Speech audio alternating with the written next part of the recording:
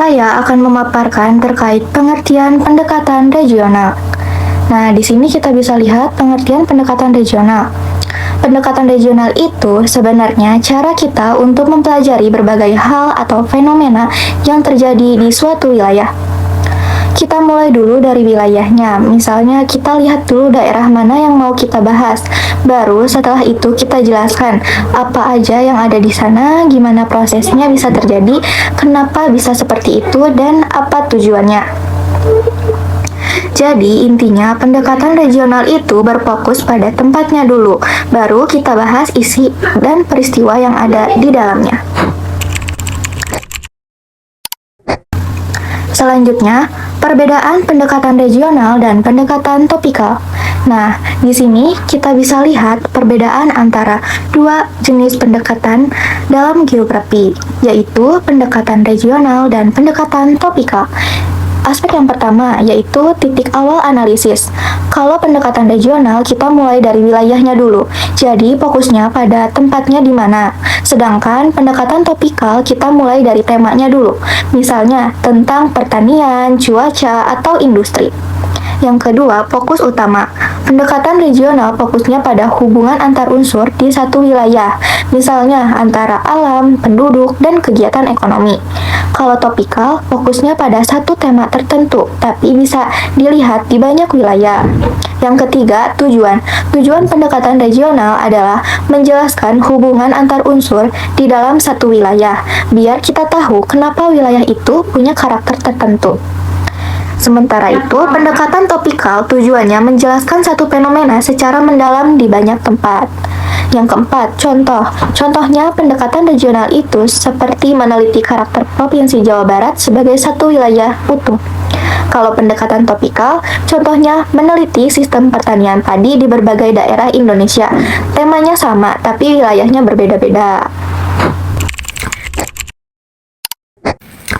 Lalu di sini saya akan menjelaskan tentang tujuan dari pendekatan regional. Tujuan dari pendekatan regional yang pertama itu adalah memahami hubungan antara unsur fisik dan unsur sosial di suatu wilayah. Nah, unsur fisiknya itu contohnya itu kondisi alam, terus tuh iklim dan tanah di suatu wilayah tersebut itu bagaimana, dan dihubungkan dengan unsur sosial, yaitu kehidupan masyarakat di wilayah tersebut itu bagaimana. Lalu yang kedua itu adalah menjelaskan bagaimana wilayah itu terbentuk, berkembang, juga berubah, wilayah tersebut itu berubah seiring berjalannya waktu itu, bagaimana itu tuh dijelaskan di tujuan pendekatan regional ini. Lalu yang ketiga itu adalah mengetahui pola keruangan dan fungsi wilayah. Nah, pola penyebaran di wilayah tersebut itu bagaimana keruangannya itu, lalu fungsi dari keruangannya itu dijelaskan itu bagaimana. Nah, lalu yang keempat itu adalah persamaan dan perbedaan antar wilayahnya itu bagaimana, seperti wilayah itu tuh dataran tinggi biasanya itu kan pertanian, lalu di dataran rendah itu biasanya di bidang perikanan. Itu persamaan dan perbedaannya itu di wilayah tersebut itu bagaimana. Nah, mungkin secara singkat tujuan dari pendekatan regional ini adalah membantu kita memahami wilayah tersebut secara menyeluruh, persamaan dan perbedaan wilayah tersebut bagaimana, kondisi sosialnya bagaimana, lalu perubahan di wilayah tersebut itu bagaimana. Nah, itu tuh dijelaskan di tujuan pendekatan regional. Oke, selanjutnya itu adalah cara dan prosedur untuk melakukan pendekatan regional. Yang pertama itu menentukan wilayahnya dulu, wilayah yang akan dikajinya. Nah, wilayah yang akan dikajinya itu seperti desa, kecamatan, kabupaten, ataupun provinsi yang akan kita kaji supaya fokus pada wilayah tersebut dan tidak melebar kemana-mana. Nah, lalu yang kedua itu adalah memilih unsur ataupun sifat penting dari wilayah tersebut, kayak ciri khas dari wilayah tersebutnya itu apa.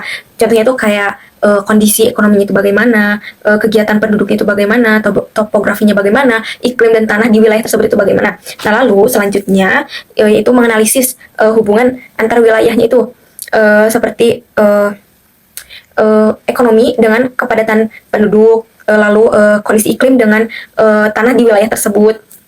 Lalu yang keempat adalah menentukan titik pusat atau core. Nah, setelah dilakukannya hubungan antar wilayah tersebut, nah kita tuh menentukan titik pusatnya itu di mana, yang menjadi penarik wilayah-wilayah di sekitarnya, seperti pemerintahan, terus tuh sarana pendidikan, terus tuh perdagangannya seperti pasar. Nah, yang menarik di wilayah sekitarnya gitu ya.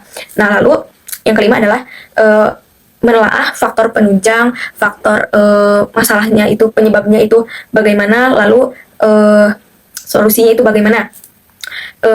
Penunjang wilayah tersebutnya itu seperti ekonominya, lalu penyebabnya itu apa, masalah yang dihadapinya itu apa, lalu ini tuh tujuannya itu untuk dibantu dan mendapatkan solusi dari masalah ini. Nah, secara singkat itu untuk melakukan pendekatan regional ini tuh kita harus menentukan dulu wilayahnya, memilih unsur sifat wilayah tersebut, lalu menganalisis hubungan antar wilayahnya, terus menentukan titik pusatnya, lalu menelaah faktor penunjang, penyebabnya itu apa, lalu diberikan solusi gitu ya untuk masalah tersebut. Kalau dalam pembelajaran, menurut JWPOK, geografi regional di sekolah sering diajarkan secara hafalan saja. Siswa biasanya cuma disuruh mengingat nama wilayah dan cirinya, tanpa diajak berpikir kritis atau menganalisis kenapa wilayah tersebut terbentuk. Padahal seharusnya guru juga menjelaskan alasan dan faktor-faktor yang membuat suatu wilayah bisa disebut sebagai region tertentu, supaya siswa lebih paham dan gak cuma hafal materi saja. Jadi, kesimpulannya, pembelajaran geografi regional yang baik itu bukan sekadar menghafal, tapi memahami hubungan dan alasan dibalik terbentuknya wilayah tersebut. Dan di sini ada tujuan pembelajaran geografi regional. Nah, kalau tadi kita bahas pendekatan regionalnya, sekarang kita lihat apa saja itu tujuan pembelajaran geografi regional. Yang pertama, supaya kita bisa mengidentifikasi unsur fisik dan manusia di suatu wilayah, misalnya kondisi alamnya, penduduknya, atau kegiatan ekonominya. Yang kedua, kita bisa mengklasifikasikan dan membandingkan antar wilayah. Jadi kita akan tahu perbedaan dan persamaan antar daerah tersebut. Dan yang terakhir, pembelajaran ini juga bertujuan supaya kita bisa mengevaluasi karakteristik wilayah, yaitu menilai bagaimana unsur fisik dan sosial saling berinteraksi. Lalu, dalam pembelajaran geografi regional ada 3 aspek utama yang penting banget. Yang pertama adalah interpretasi, yaitu kemampuan membaca dan memahami data, peta atau fakta wilayah. Yang kedua, deskripsi, artinya kita menjelaskan hasil pengamatan secara runtut dan sistematis. Dan yang ketiga, evaluasi, yaitu menilai dan menyimpulkan fenomena untuk memahami hubungan antar unsur wilayah tersebut. Jadi dengan 3 langkah ini, membaca, menjelaskan, dan menilai, kita bisa memahami wilayah dengan lebih mendalam lagi. Pendekatan pembelajaran berdasarkan tingkat pendidikan. Nah, teman-teman, pendekatan pembelajaran geografi regional itu berbeda-beda, tergantung jenjang pendidikannya. Untuk tingkat dasar, siswa diajak mengenal perbedaan bentang lahan, jenis tanaman, pola pemukiman, dan cara pakai alat untuk mengobservasi sederhana seperti peta atau kompas. Lalu di tingkat menengah, pembelajaran mulai masuk ke tahap analisis, misalnya mengenal tipe batuan, jenis tanah, mikroiklim, dan faktor seperti erosi atau kepemilikan lahan. Sementara itu, di tingkat tinggi, pembelajarannya sudah lebih kompleks, mengaitkan faktor fisik dengan faktor sosial ekonomi, seperti transportasi, pasar, teknologi, lembaga, dan kebijakan. Jadi, semakin tinggi jenjang pendidikannya, semakin dalam juga analisis yang dilakukan. Peran studi lapangan dalam pembelajaran geografi regional. Jika untuk studi lapangan, ini penting sekali dalam pembelajaran geografi regional, karena siswa bisa melihat langsung perbedaan antar wilayah. Contohnya, membandingkan lahan padi dengan lahan palawija. Siswa diajak mengidentifikasi kondisi di lapangan, menggambar peta sederhana, menjelaskan hasil pengamatan, lalu menyimpulkan faktor yang menyebabkan perbedaan wilayah itu. Dengan cara ini, siswa tidak hanya belajar dari teori, tapi juga benar-benar memahami kondisi wilayah di dunia nyata. Fokus pembelajaran geografi berdasarkan aspek dominan wilayah. Bagian ini membahas fokus pembelajaran geografi berdasarkan aspek dominan wilayah. Artinya, saat belajar tentang suatu daerah, kita bisa memulai dari hal yang paling menonjol di wilayah itu. Bisa dari alamnya atau aspek fisik, atau dari manusianya, yaitu aspek kegiatan penduduk. Contohnya, ada dari Selandia Baru yang menonjol dengan aspek fisik atau alamnya. Ada Auckland, dikenal karena aktivitas penduduknya. Indonesia, cirinya kuat di kelautan dan kebaharian.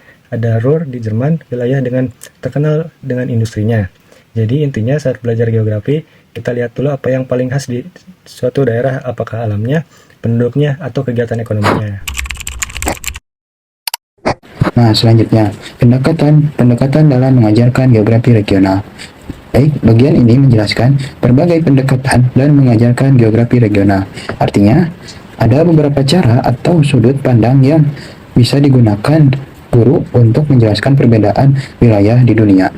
Nah, ada beberapa contoh menurut para ahli, terutama menurut Robert Herfer, bahwa belajar dimulai dari perbedaan alam, fisik, dan budaya dulu, baru dianalisis bagaimana keduanya saling berhubungan. Lalu ada menurut Warman, mulai dari hal-hal yang sedang terjadi saat ini, lalu dikaitkan dengan kondisi alam dan budaya suatu daerah. Nah, menurut si Robert Herfer, dia menekankan ke pendekatan manusia, bahwa fokus pada kegiatan manusia seperti sebaran penduduk, migrasi, ekonomi, sosial, dan budaya. Nah, kalau menurut si Warman ini menekankan ke pendekatan peta, mulai dari peta berskala kecil lokal ke yang lebih besar global, supaya kita bisa memahami hubungan antara wilayah di dunia. Jadi intinya setiap ahli punya cara berbeda untuk memahami wilayah, tapi tujuannya sama, supaya kita bisa melihat hubungan antara manusia, alam, dan tempat di permukaan bumi. Lalu selanjutnya ada metode pembelajaran yang efektif. Yang pertama, memberi ruang berpikir dan berpendapat untuk siswa. Jadi tidak hanya mendengar, tapi juga diajak berpikir, mengemukakan ide, dan berani menyampaikan pendapat. Yang kedua, menekankan pemahaman dan pengalaman nyata, bukan sekedar hafalan. Artinya siswa belajar supaya benar-benar paham dan bisa menerapkan pengetahuan itu dalam kehidupan, bukan hanya menghafal tanpa tahu maknanya. Yang ketiga, mendorong siswa belajar mandiri lewat eksplorasi dan observasi. Maksudnya, siswa diajak untuk mencari tahu sendiri, mencoba, dan mengamati agar mereka terbiasa belajar aktif dan kreatif. Jadi intinya, pembelajaran yang efektif itu bukan hanya guru yang aktif, tetapi siswa yang berpikir, memahami, dan berani belajar sendiri. Model pembelajaran. Di sini kita lihat model pembelajaran guru oriented atau berpusat pada guru. Dalam model ini, guru menjadi pusat pembelajaran.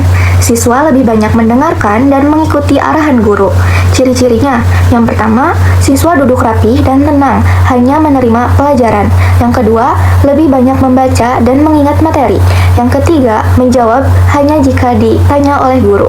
Yang keempat, fokus pada hafalan fakta, seperti menyebutkan nama tempat di permukaan bumi. Jadi, siswa pasif dan hanya mengikuti instruksi guru. Selanjutnya, model pembelajaran siswa oriented atau berfokus pada siswa. Model ini, kebalikannya, siswa jadi pusat kegiatan belajar, guru hanya menjadi pembimbing. Ciri-cirinya, yang pertama, siswa menemukan fakta sendiri melalui eksplorasi. Yang kedua, menginterpretasi data, dan bukan sekedar menghafal. Yang ketiga, menemukan prinsip penting dari hasil belajar. Yang keempat, mengembangkan nilai dan sikap seperti kerjasama dan berpikir kritis. Yang kelima, membuat kesimpulan atau generalisasi dari pengalaman belajar. Jadi, siswa lebih aktif berpikir kritis dan belajar dari pengalaman nyata. Model pembelajaran yang efektif lebih mengarah ke siswa oriented, karena siswa terlibat langsung belajar mandiri dan benar-benar memahami apa yang mereka pelajari. Kesimpulan dari pembahasan terkait tentang materi ini, pendekatan regional merupakan cara analisis geografi yang menelaah keterkaitan antara unsur fisik dan sosial dalam suatu wilayah sebagai satu kesatuan yang utuh. Pendekatan ini membantu memahami karakter, fungsi, serta dinamika antara wilayah di muka bumi. Dalam pembelajaran geografi, pendekatan regional bertujuan menumbuhkan kemampuan berpikir kritis, analitis, dan evaluatif terhadap perbedaan serta hubungan antara wilayah. Perbedaan yang efektif menekankan pada pengalaman langsung, studi lapangan, dan metode yang berpusat pada siswa agar pemahaman terhadap konsep wilayah menjadi lebih mendalam dan bermakna.